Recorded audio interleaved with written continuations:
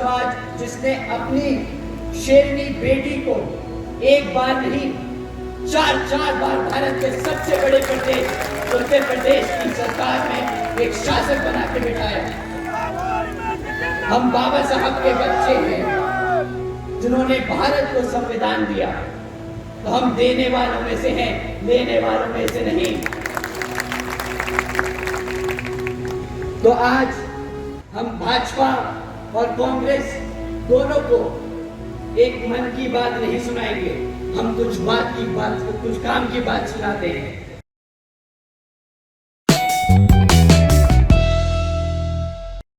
जी आगे बढ़ो, तुम्हारे साथ हैं कुमारी मायावती जिंदाबाद जिंदाबाद जिंदाबाद। आज के समारोह के मुख्य मेहमान, कार्यकर्ता सम्मेलन के मुख्य मेहमान माननीय आकाश आनंद जी, राष्ट्रीय कोऑर्डिनेटर बहुजन समाज पार्टी, आप लोगों के बीच में अपनी बात रखेंगे।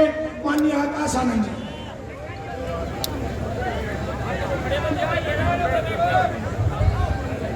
जय भीम जय भीम।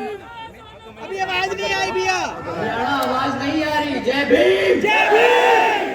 बहन जी तक आपका जय भीम पहुंचाना है। जय भीम जय भीम। ये हुई ना बात साथियों। मैं समझ सकता हूं कि आप काफी देर से इंतजार कर रहे हैं, बट आपके जय भीम से लग नहीं रहा कि आपकी पेट के अंदर की आग अभी खत्म हुई है। तो आप सबको मेरे तहे दिल से जय भीम। जय भीम। सबसे पहले मैं अपने सभी संतों, गुरुओं, महापुरुषों को, जिसमें खासकर महात्मा ज्योतिबा फूले, छत्रपति शाहू जी महाराज, नारायण गुरु, पेरियार रामास्वामी जी, बाबा साहब डॉक्टर भीमराव अंबेडकर जी एवं मान्यवर साहब श्री काशीराम जी को नमन करता हूँ। मान्यवर साहब श्री काशीराम जी के विचारों को देश के कोने कोने तक ले जाने वाले और सर्व समाज को शासन, प्रशासन व अनुशासन का उदाहरण दिखाने वाली उनकी एकमात्र उत्तराधिकारी हमारी आदरणीय बहन कुमारी मायावती जी ही है। उत्तर प्रदेश की चार बार मुख्यमंत्री, लोकसभा व राज्यसभा की कई बार सदस्य रही आदरणीय बहन कुमारी मायावती जी ने बाबा साहब डॉक्टर भीमराव अंबेडकर जी और मान्यवर साहब श्री काशीराम जी के मिशन के लिए अपना पूरा जीवन समर्पित कर दिया। और मुझे गर्व है कि मुझे ऐसे महान नेता के नेतृत्व में काम करने का मौका मिल रहा है। आदरणीय बहन कुमारी मायावती जी का मैं हार्दिक अभिनंदन और आभार व्यक्त करता हूं।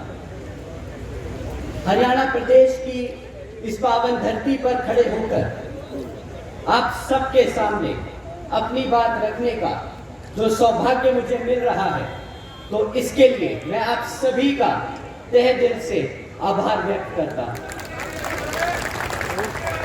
साथ ही साथ आज यहाँ हम सबके बीच मंच पर मौजूद हरियाणा स्टेट के इंचार्ज श्री रणधीर सिंह बेनीवाल जी और श्री राजवीर सिंह सोखर जी, सोरकी जी, चौधरी मनोज कटारिया जी, श्री प्रकाश सिंह पारखी जी, श्री महेंद्र पुराण जी, श्री आशीष धननवाला जी का भी मैं धन्यवाद करता हूं। हरियाणा प्रदेश के अध्यक्ष श्री एडवोकेट गुरमुख सिंह जी, प्रदेश उपाध्यक्ष श्री नरेंद्र राणा जी और प्रदेश कमेटी के सभी सदस्यगण के साथ साथ यहाँ पर इतनी बड़ी संख्या में मौजूद सभी छोटे बड़े पदाधिकारी एवं हमारी पार्टी के महत्वपूर्ण कार्यकर्ता व समर्थकों का भी मैं तहे दिल से शुक्रिया अदा करता हूँ। साथियों, बाबा साहब डॉक्टर भीमराव अंबेडकर जी ने लोकतंत्र की इस तरह व्याख्या की थी, a form and a method of government whereby revolutionary changes in the economic and social life of people are brought about without bloodshed. Let's imagine this version of India, जहां पर स्कूलों में बच्चों के बीच भेदभाव नहीं होता। ऐसा है बाबा साहब के विचारों का भारत। जहां पर महिलाओं पर अत्याचार नहीं होता। ऐसा है बाबा साहब के विचारों का भारत। जहां पर आपका प्रमोशन आपकी जाति देखकर नहीं, आपकी काबिलियत पर होता है। ऐसा है बाबा साहब के विचारों का भारत। जहां पर हर जाति और धर्म को बराबर का सम्मान मिले। ऐसा है बाबा साहब के विचारों का Bharat. Baba Sahib Dr. Bhimrao Ambedkar ji believed in an India where women had the same rights as men. But sadly, we don't live in Baba Sahib's version of India. सच तो ये है कि वर्तमान की केंद्र और हरियाणा की प्रदेश की भाजपा सरकार न सिर्फ युवा, बुजुर्ग और महिला विरोधी है, बल्कि यह भाजपा सरकार गरीब, दलित, आदिवासी, पिछड़े वर्ग व अन्य धार्मिक अल्पसंख्यक समाज विरोधी भी है। साथियों, भाजपा सरकार ने इलेक्शन में पिछली बारी सरकार में आने से पहले कई वादे किए। इनमें से कुछ मैं आपके सामने रखना चाहता हूं। इनका पहला वादा एससी और बीसी के लिए 14,000 से ज्यादा आरक्षित सरकारी नौकरियां भरने का। पहले ये वादा कांग्रेस की सरकार ने किया था। फिर 2018 में वर्तमान की राज्य भाजपा सरकार ने किया। मैं यहां मौजूद सभी भाइयों से पूछना चाहता हूं कि क्या आप सबकी लग गई सरकारी नौकरियां? नहीं। थोड़ी और तेज बोलिए, आवाज पहुंच नहीं रही है। नहीं। तो मुख्यमंत्री जी, मैं आज अपने भाइयों की तरफ से ये पूछता हूं कि आपका वादा एससी बीसी की आरक्षित नौकरियां भरने का एक झूठ था। दूसरा वादा 2019 के चुनाव के दौरान राज्य की भाजपा सरकार का वादा युवाओं के लिए 25 लाख नौकरियां देने का। साथियों, आज 5 साल बाद 2023 में मुख्यमंत्री जी अभी कुछ दिनों पहले बोलते हुए ऐलान करते हुए पाए गए कि युवाओं को दी जाएंगी सिर्फ 50,000 नौकरियां। तो मुख्यमंत्री जी, मैं आज अपने युवा साथियों, भाइयों और बहनों की तरफ से पूछता हूं कि अगर आपकी सरकार सिर्फ 50,000 नौकरियां देने की कोशिश ही कर सकती है, तो क्या आपका वादा 25 लाख नौकरियां देने का वादा जो था, क्या वो भी एक झूठ था? साथियों, झूठ था कि नहीं? झूठ था। थोड़ा और तेज, झूठ था कि नहीं? झूठ था, झूठ था। साथियों, तीसरा वादा हमारे किसान भाइयों की आमदनी दुगनी करने का। साथियों, आज यहां मौजूद किसान भाइयों से मैं पूछना चाहता हूं कि क्या आप सबकी दुगनी हो गई आमदनी? क्या थोड़ी और तेज बोलिए, तभी समझ आएगा उन्हें। हमारी कुर्सी लिया। सरकारी आंकड़े बोलते हैं कि 2017-18 में हमारे किसान भाइयों की आमदनी मात्र 8,000 रुपए महीना थी। आज 5 साल बाद हमारे किसान भाइयों की आमदनी मात्र 10,000 रुपए महीना ही हो पाई है। 5 मिनट। तो मुख्यमंत्री जी, मैं आज अपने किसान भाइयों की तरफ से पूछता हूं कि क्या आपका वादा उनकी आमदनी दुगनी करने का ये भी एक झूठ था? क्या मंगवा दो मुख्यमंत्री? अरे कब मंगवाओ? भूप सिंह जी, झूठ था, झूठ था, झूठ था। 6 लाख दे देने। झूठ था तो तेज तेज बोलिए, झूठ था, झूठ था, झूठ था। झूठों की सरकार है। झूठों की सरकार थी। झूठों की सरकार है।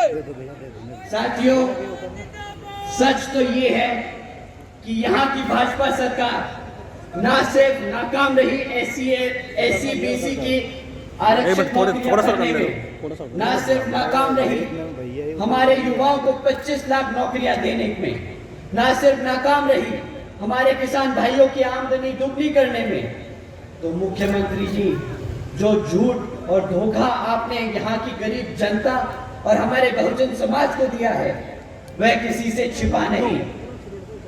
साथियों, हमारा बहुजन समाज जो मुख्यमंत्री के साथ साथ प्रधानमंत्री बनाने की ताकत रखता है, उसी समाज का अभी तक शोषण किया जा रहा है। और यह अकेले हरियाणा प्रदेश का हाल नहीं, बल्कि हर एक उस प्रदेश का हाल है जहां जहां पर मनुवादी सोच रखने वाली सरकारें चल रही। और यही फितरत और आदत कांग्रेस सरकार की भी है। धोखा देना, कमजोरों पर अत्याचार करना और बहुजन समाज को दबा कर रखना। साथियों, इसी तरह है केंद्र की भाजपा सरकार।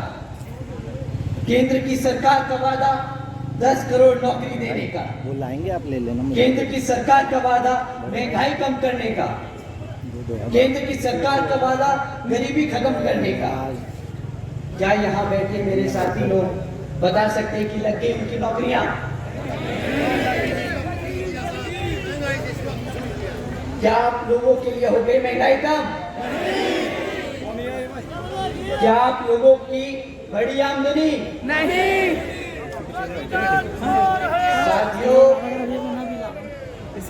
जो 10 करोड़ नौकरी देने का वादा किया था ना, 5 करोड़ लगी हुई मैन्युफैक्चरिंग सेक्टर्स की नौकरियां, वो भी घटकर अब 2.5 करोड़ ही रह गई है। आपको 10 करोड़ नौकरियां कह देंगे वो। जो महंगाई का ढिंडोरा पीट रहे थे 2014 में, और हम जैसे आम आदमियों को बता रहे थे कि 50 रुपए का पेट्रोल बहुत महंगा हो गया है, आज उनसे कोई जाके पूछे कि क्यों भाई 100 रुपए का पेट्रोल अब महंगा नहीं लग रहा? किसी को लग रहा है कि नहीं लग रहा है 100 रुपए का पेट्रोल अब महंगा?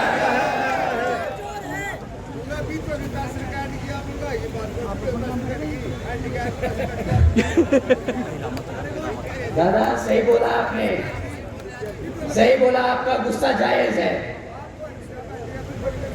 साथियों, जो गरीबी खत्म करने निकले थे, आज नोटबंदी जैसे काम करके शायद हम जैसे गरीब लोगों को ही खत्म कर चुके हैं। सही है। 2014 में 2 करोड़ 70 लाख लोग जो गरीबी रेखा के नीचे थे, आज हम सब की संख्या बढ़कर 13 करोड़ से ज्यादा हो चुकी है। शायद भाजपा सरकार वादा सिर्फ और सिर्फ तोड़ने के लिए ही करती है। मेरा तो ये मानना है कि गरीब, दलित, आदिवासी, पिछड़ा वर्ग व अन्य धार्मिक अल्पसंख्यक समाज को मुफ्त का राशन नहीं चाहिए। हमें चाहिए तो सिर्फ और सिर्फ निष्पक्ष चुनाव।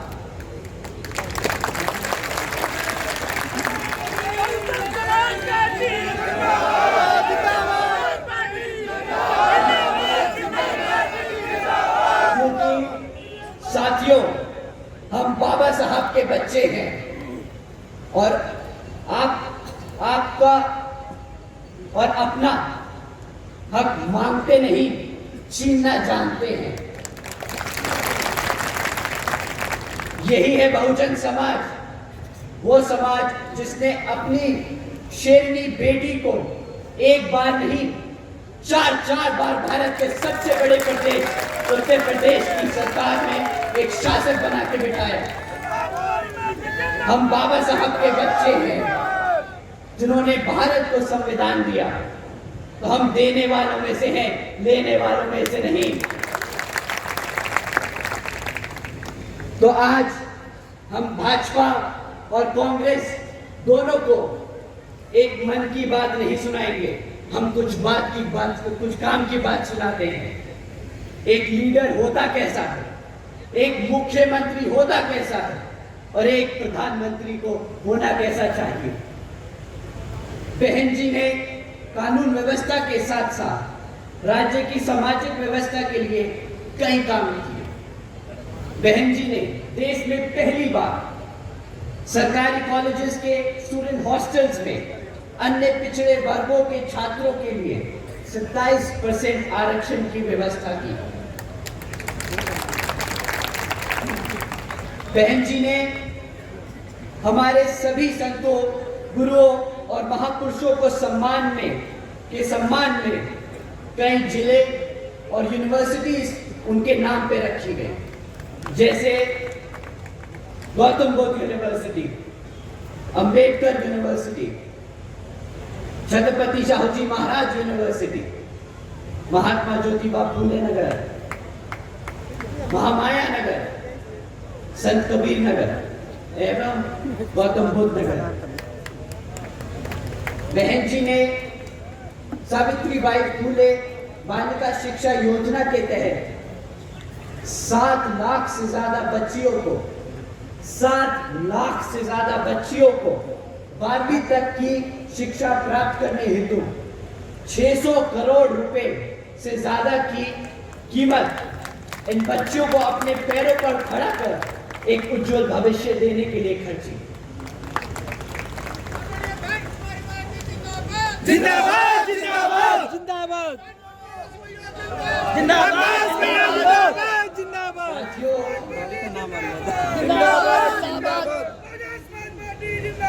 जिंदाबाद जिंदाबाद साथियों, जिंदाबाद बहन जी ने महामाया गरीब बालिका आशीर्वाद योजना के तहत हम तुम्हारे साथ हैं।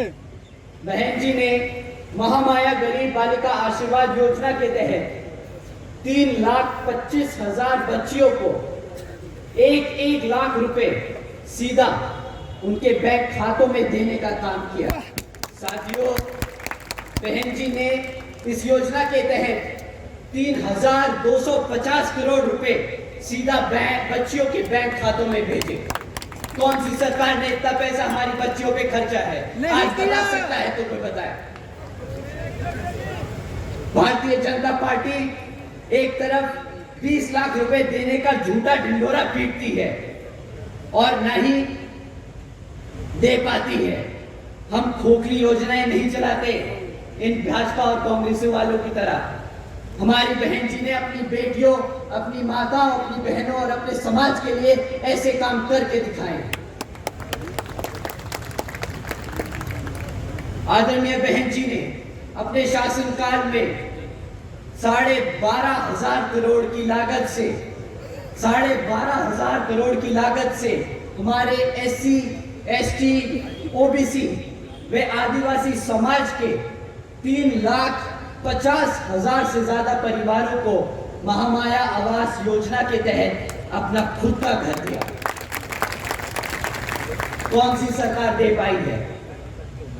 आदरणीय बहन जी ने अपने शासनकाल में 2,60,000 भूमिहीन परिवारों को 1,45,000 एकड़ से ज्यादा जमीन का मालिकाना हक दिलाया है। साथ ही साथ आदरणीय बहन कुमारी मायावती जी ने अपने शासनकाल में 90,000 से ज्यादा शिक्षकों को सरकारी नौकरी दी, 1 लाख से अधिक सफाई कर्मचारियों की भर्ती की, 2 लाख से अधिक जवानों को पुलिस में भर्ती किया गया। यही है असल मायने में हमारे बहुजन समाज पार्टी का सर्जन हिताय व सर्जन सुखाय की नीति। साथियों, जिंदाबाद जिंदाबाद जिंदाबाद जिंदाबाद। आज मैं हम तुम्हारे साथ हैं, हम तुम्हारे साथ हैं, हम तुम्हारे साथ हैं। आज मैं और मेरे जैसे लाखों करोड़ों बहुजन समाज के नौजवान जो आज यहाँ मौजूद हैं, अपना सर उठाकर एक इज्जतदार जिंदगी जी सकते हैं तो वो सिर्फ और सिर्फ हमारी बहन जी की वजह से है। बहन जी के लिए 2 नारे होता है। बहन कुमारी मायावती जिंदाबाद,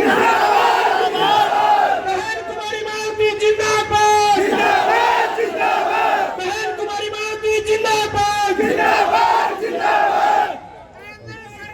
मैं आज जिंदाबाद से झुकाकर अपने दिल पर हाथ रखकर बहन जी का शुक्रिया अदा करता हूँ। बहन जी आप हैं तो हम सब हैं।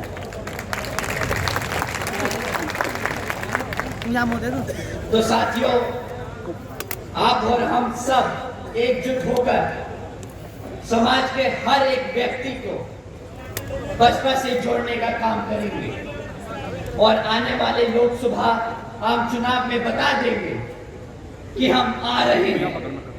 हम आ रहे हैं हर एक उस चीज के लिए जो इस संविधान में हमारे समाज के लिए हमारे गुरु हमें देकर गए हैं, बाबा साहब डॉक्टर भीमराव अम्बेडकर जी। सही मायने में यही होगा यहाँ की राज्य और केंद्र की भाजपा सरकार को मुंहतोड़ जवाब। अंत में मैं यहाँ मौजूद सभी इतनी बड़ी संख्या में आई माताएं बहनें जो आज यहाँ बैठी हैं इतनी गर्मी में, आप सभी का जो इतनी दूर से चलकर हम सबको आज यहाँ सुनने आए हैं, तो आप सभी का मैं तहे दिल से शुक्रिया अदा करता हूँ। जय भीम। साथ ही साथ हमारे सभी बड़े और जवान बीबीएफ के जवान साथियों, आप सभी का भी मैं तहे दिल से धन्यवाद करता हूँ। जय भीम, जय भारत, जय बहन।